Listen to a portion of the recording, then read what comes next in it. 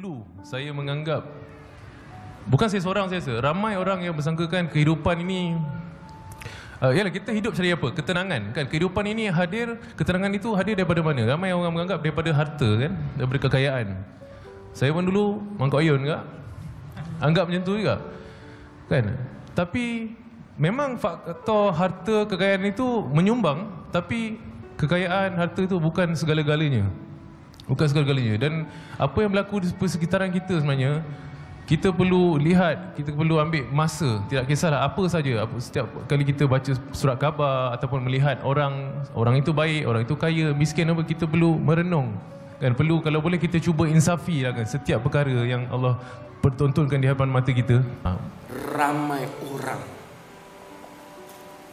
tersalah sangka tentang maksud ketenangan dalam hidup.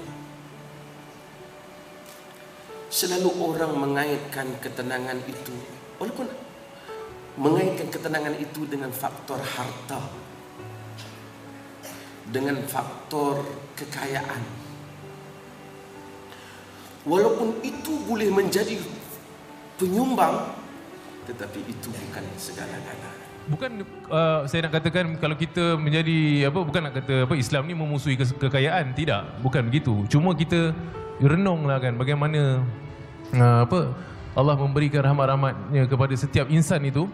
Seorang yang kaya, mungkin dia seorang yang kaya, tinggal di rumah besar kan, dia tidur di katil yang begitu empuk, tapi mungkin tidurnya tidak lena. Lebih lena orang yang tidur di pondok buruk, mungkin lebih lena tidurnya kan. Begitu juga dengan orang yang mungkin orang kaya itu makan makanan yang sedap-sedap, mungkin dia makan steak, makan macam-macam lauk, tapi lidahnya tak rasa sedap. Lebih enak orang miskin itu yang makan mungkin 1-2 lauk pauk, tapi lebih enak, lazat di lidahnya daripada orang kaya tadi.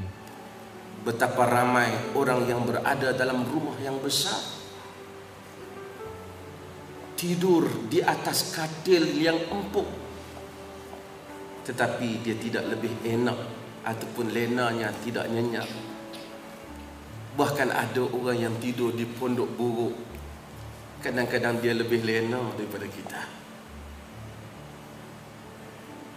Ada orang yang berada di hadapannya hidangan yang hebat, lauk pauk yang bagus, tetapi lidahnya tidak enak. Lebih enak lagi orang yang makan kadang-kadang dengan 1-2 mata lauk, tapi dia lebih sedap dan selesa makannya. Kata Hamka, satu hari dia naik kereta, dia naik mobil dengan satu orang kaya,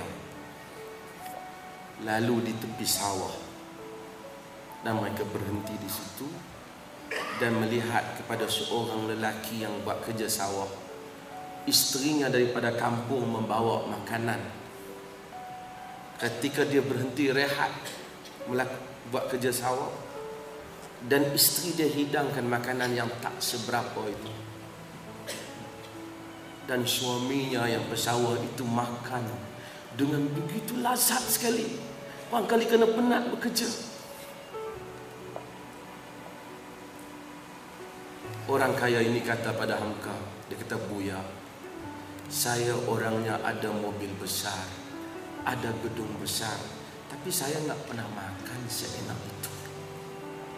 Jadi maksudnya kat sini saya nak beritahu, tak kira kita miskin ataupun kaya, kita harus yalah insafi dengan apa yang kita ada tu, dan kita perlu buka mata kita, perlu buka mata hati kita, kita lihat bagaimana Allah membahagi-bahagikan nikmat dia kan kepada hamba-hambanya kan. So saya dulu macam itulah, saya anggap duit adalah segala-galanya.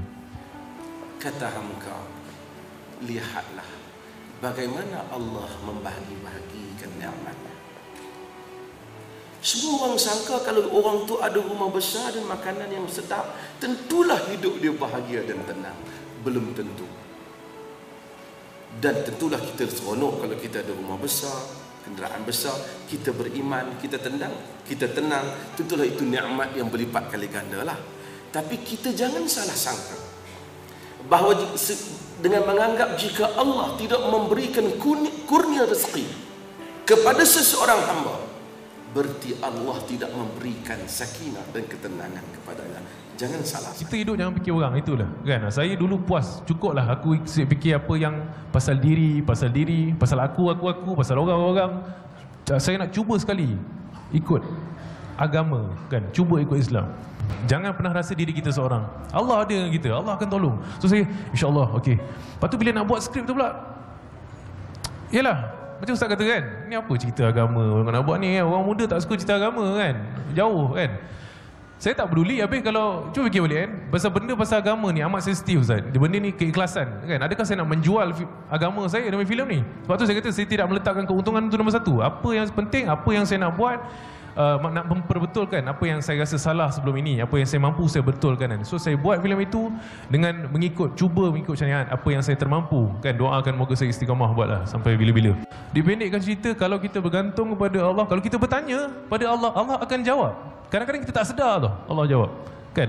Mungkin dalam hidup kita kan, berapa kali mungkin kita rasa ada benda yang kita minta tapi tak dapat kan. Sebenarnya kita minta jauh lah. Saya dulu selalu kena minta, kenapa tak dapat ni? Jangan, kalau kita tanya begitu menunjukkan berapa terkering dan hati, itu cakap orang yang jauh daripada Tuhannya kan? Untuk diri saya dan tuan-tuan, iaitulah perkataan tawakal, perkataan insan bergantung kepada Allah Subhanahu wa taala. Ini adalah perkataan yang ajaib yang Quran sebut berulang-ulang kali. Wa 'alallahi falyatawakkalul mu'minun. Kepada Allah itulah bertawakal orang mukmin. Rabbana 'alaika tawakkalna. Wahai Tuhan kami, kepada Engkaulah kami bertawakal. Apa maksud tawakal? Apa maksud tawakal? Di samping Islam suruh kita berusaha, Islam suruh kita bergantung kepada Allah Subhanahu wa taala. Tuan-tuan, jika insan bergantung kepada Tuhan dalam erti kata yang sebenar, dia serahkan perasaan dan imannya kepada Allah di dalam sesuatu isu, dalam sesuatu urusan, di dalam sesuatu perkara, dia akan melihat perkara yang sangat ajaib akan berlaku dalam hidupnya.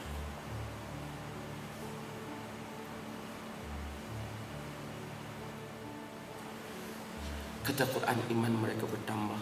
Mereka kata, hasbunallah wa ni'mal wakil. Cukuplah bagi kami ni Allah, dialah sebaik-baik tempat diserahkan urusan. Tuan-tuan, jika tuan-tuan sebut berulang kali apabila menghadapi kerenah dan asam garam hidup, hasbunallah wa ni'mal wakil, dengan iman, tuan-tuan akan melihat keajaiban hidup yang tak dapat digambarkan dengan perkataan dan tak dapat diukir dengan tulisan. Sebenarnya pada orang yang mencari petunjuk itu, mencari hidayah. Dulu saya buat filem, saya terus terang, filem Munafik adalah filem saya yang ke-9. Tapi daripada filem pertama hingga ke-8, okeylah, saya jujur lah, saya selalu tak lena tidur malam. Saya tak lena, saya tak tahulah suara diri saya sendiri ke kan. Diri kita ni ialah ada side yang baik, ada side yang tak baik. Mungkin side yang baik saya lah konon ni bersuara kan, yang mengatakan, betul ke apa yang kau buat ni Hamsul kan? Betul ke apa yang kau buat ni? Tuhan redha tak dengan apa yang kau buat ni? Saya mau petunjuk itu kan. Ya Allah, berikan aku petunjuk kan. Saya tak lena. And then okay, filem saya buat filem KI Gangster, filem ke-8 saya, KI Gangster 2 kan. Pam, filem tu bocor. So di waktu itu bukan itu saja ujian yang saya terima, tetapi ujian keluarga, peribadi saya, kewangan saya, tak perlulah saya pergi detail, secara serentak pam kena kat saya. Saya macam kenapa ni kan? Apa hal? Apa? Kenapa saya jadi marah? Saya jadi marah dengan dalam tak sedar saya jadi marah dengan Tuhan. Kan? Jadi saya bertanya, saya hampir-hampir membawa diri saya ke arah yang tidak baik lah. Tapi alhamdulillah saya cuba, saya keluar rumah. Saya jauhkan diri daripada jauhkan diri sebentar daripada sahabat-sahabat saya yang hari-hari yang saya pergi, saya dekatkan dengan orang-orang yang saya tak pernah kenal, dan dengan orang lebih alim apa semua. So saya mendengar tentang prinsip dia, tentang kehidupan ini, apakah konsep agama, pemahaman agama. Okey, so saya dah dapat satu view atau perspektif yang lain tentang kehidupan. Orang-orang yang pernah hidup dan bertawakal, dia akan mengetahui tentang keajaiban tawakal. Bila hati insan bulat kepada Ya Rabb, inni fawwadtu hadha amri ilaik, ya Allah, aku serahkan urusan ini kepadamu ya Allah. So kita perlu bertanya pada Tuhan, Allah akan jawab tanpa kita sedar. Kita daripada kecil sehinggalah sekarang, kan, dah berapa banyak masalah yang Allah lepaskan tanpa kita sedar. Tanpa kita sedar. Kita dok fikir yang tak ada. Yang ada, daripada kita kecil, daripada sejak lahir, berapa banyak masalah yang Allah dah tolong kita, kita tak sedar, kan? Tuan-tuan tengoklah dunia ni. Kadang-kadang tuan-tuan, manusia dia hilang satu benda daripada dunia. Kadang-kadang macam dia hilang segala-galanya. Saya nak sebut tuan-tuan, berapa banyak dalam hidup tuan-tuan telah lalui keperitan hidup. Cuba ingat, ketika kita kena keperitan, kita rasa kita tidak dapat keluar daripadanya. Tapi hari ini Allah telah keluarkan kita berada dalam keadaan yang baik. Ketika kita ditimpa musibah tertentu, kita kata habislah aku kali ini. Tapi usia kita telah berjalan, kita masih lagi hidup dan makan dan menikmati kurniaan Tuhan. Sebab itulah saya sekarang ni banyak ambil pendekatan, tak tahu orang panggil sakinah. Maksudnya kalau kita happy, kita kan, kita duduk, kita happy ke murung ke, kita terus kan take time. Selepas daripada keadaan yang menakutkan ataupun keadaan yang menyebabkan orang tu keluh kesah, bila dia keluh kesah kelang kabut, dia duduk senyap, kita panggil sakinah. Bila jiwa manusia resah dan Allah menurunkan sakinah, berarti Allah menurunkan ketenangan selepas daripada kegelisahan.